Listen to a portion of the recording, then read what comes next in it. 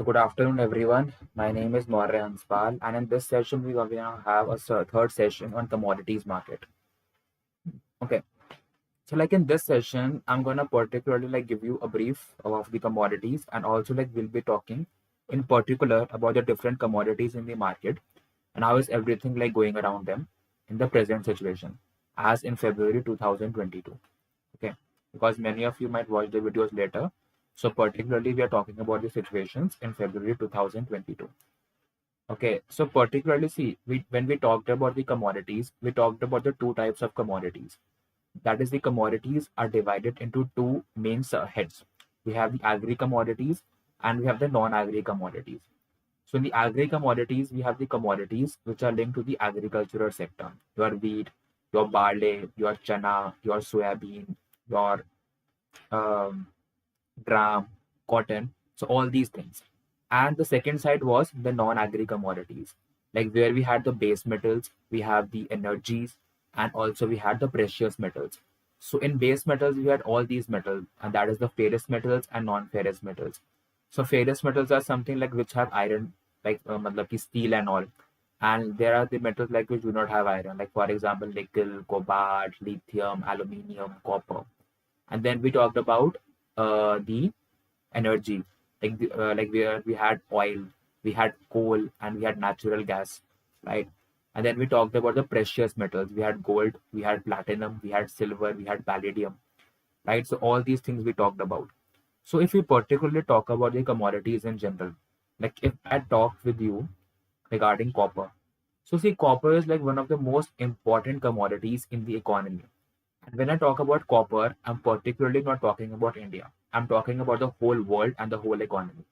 So copper is basically, it is a benchmark, or you can say a barometer of the economy, because the copper or the returns of copper or the prices of copper, they're linked to the economy. That if the copper prices are rising, it is good for the economy. It means the demand for copper is rising. But whereas if the copper prices are falling, it means like there is no demand for copper, right? And ultimately, copper is something which is in scarcity as of now, because copper is something which is demanded by the real estate companies. And copper is used for the construction activities. A large amount of copper is being used for commercial activities, for construction activities, and real estate activities. So ultimately, like these kinds of activities, your investments in real estates, commercial constructions, these indirectly enhance the GDP of the economy and as well as the GDP of the country as well, because ultimately if there are some more construction activities and there are like more real estate activities, then more people would be employed there as well. And tell me one thing, is the real estate work or these construction activities, like do they work in a sole basis? No. If the real estate sector is getting a boom, the other allied sectors would also be getting a boom, like for example the cement industries, because ultimately cement would be used in construction. The paint industries, Asian paints, your Berger paints, your and the different kinds of paint like fertilizer industries, so all these like would be getting a boost. Your hardware industries, like for example, like the companies that manufacture zinc, like for example Acrylic company can do there, and the companies that go for the marble flooring and all that, your like a Jaria tiles, your like ceramic, like which like basically like involves ceramic and all, your like Somani, and even the pipes industry will do good, like for example the Astral pipes, the Phenolec, Supreme Industries. So all these companies, all the allied industries will also get a boost, and ultimately the GDP of the country will also increase, because ultimately everyone will be getting employment in like these sectors as well, because these construction activities or commercial activities or real estate activities, they enhance employment as well. So that is why copper is also considered in the commodity as a barometer.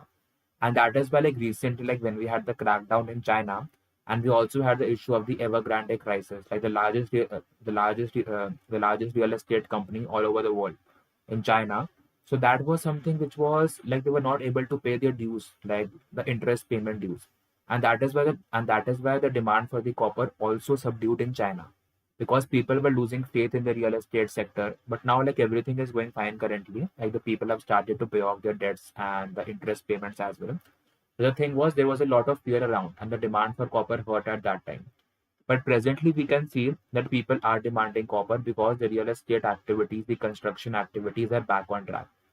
And also like because of that, the demand is more and the supply is less, and that is further creating scarcity as well.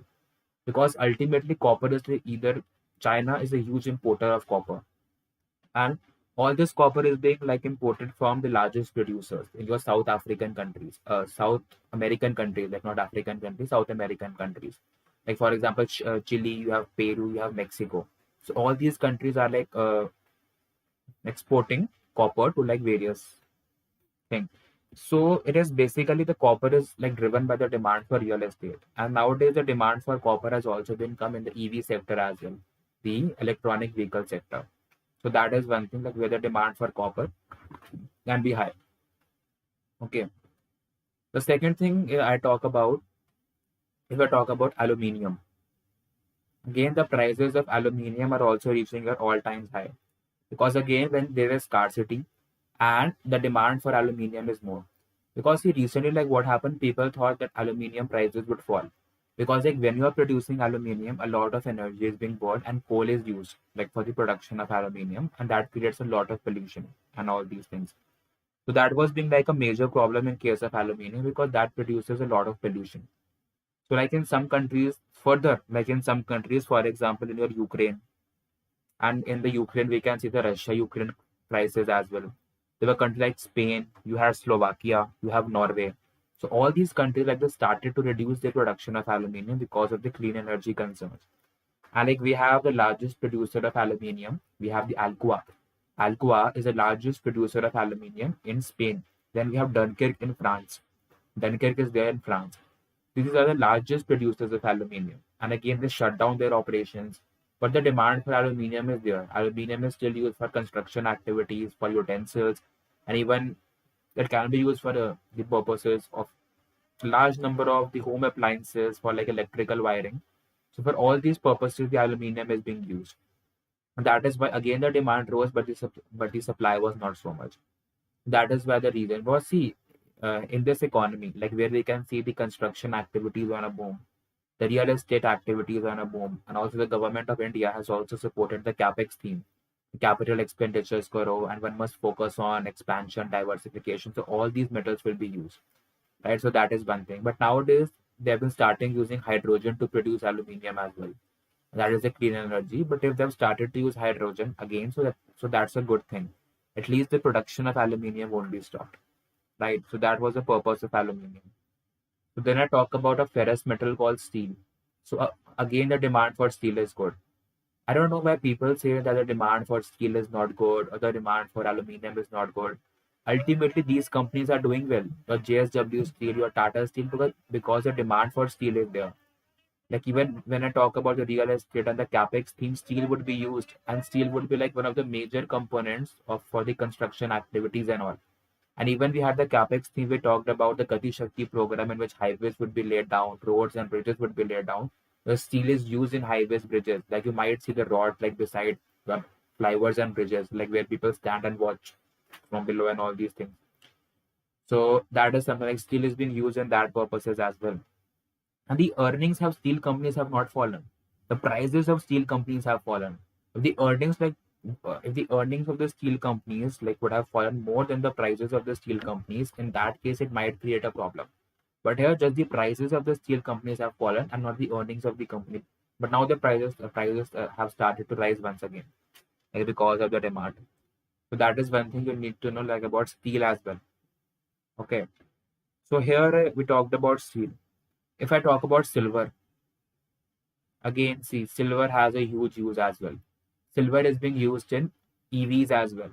Apart from the silver being used in EV, it is also used in solar glass, like for the photovoltaic and all these in like solar panels and all.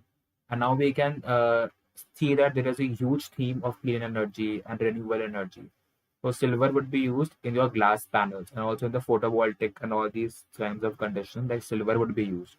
So there is a huge amount of silver being coming up in the market, like both from the space of EV and also from the space of the clean energy. And also like silver is something like nowadays we can see that the demand for silver has also come in terms of creation of funds. Because earlier in the multi-assets funds, like it just used to be equity, debt and gold. But now people have started to add silver also, because silver is also a good hedge against inflation. and the prices of silver have risen more as compared to gold in the previous year. So people call silver as a tactical allocation to their portfolio, and gold as a strategic allocation. And why gold is a strategic allocation, and the reason that stands is for it heads you against inflation and some recessions and natural calamities. So all these things, and that is why it's a strategical move to keep it. Like whereas silver, it's called a tactical because the demand for the silver, because the prices of the silver is like some kind of like fluctuating, and it can give you an effect over the changing market conditions in your portfolio. Okay.